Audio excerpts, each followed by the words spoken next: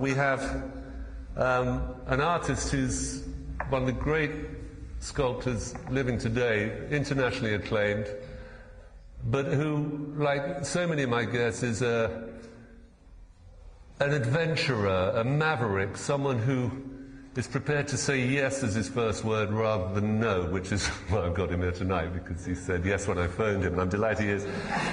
He is, well, we'll find out all about his work, but he is Richard Wilson, and I'm delighted to have him here.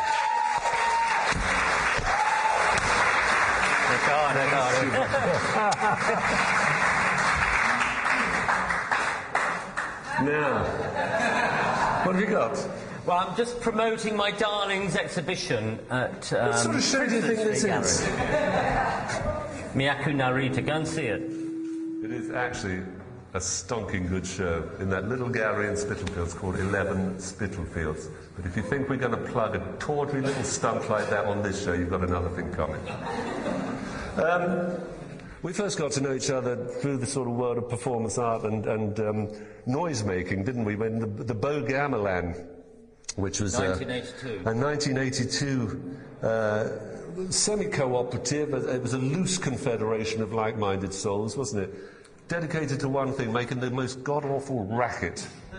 Yeah, it's kind of linked in with a lot of artists at that time were investigating sound making, and we responded to a London Musicians Collective request for new musics.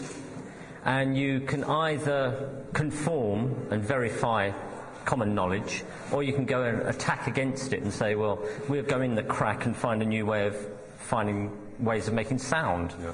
And the late Paul Burwell, myself and Anne Bean formed the Beau Gamelan for a one-night-only event, and, you know, gave up in 1991, having gone all over the world. Yeah. And you were very much a live performance act when you, I use the word act as a showbiz word, but you were coming together of 3 or 4 artists who just made live work. You didn't record it, you didn't document it in any specific sort of reproducible way. You were there and you were... I mean, we became obsolete because the Arts Council wouldn't tour a happening. Yeah. We were really, you know, the sort of end result of the happening. We went out and made live work.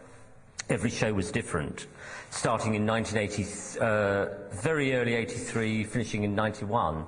And, as I say, went all over the world. We built our own instruments, went to scrapyards, built our own stuff, and we responded to any site.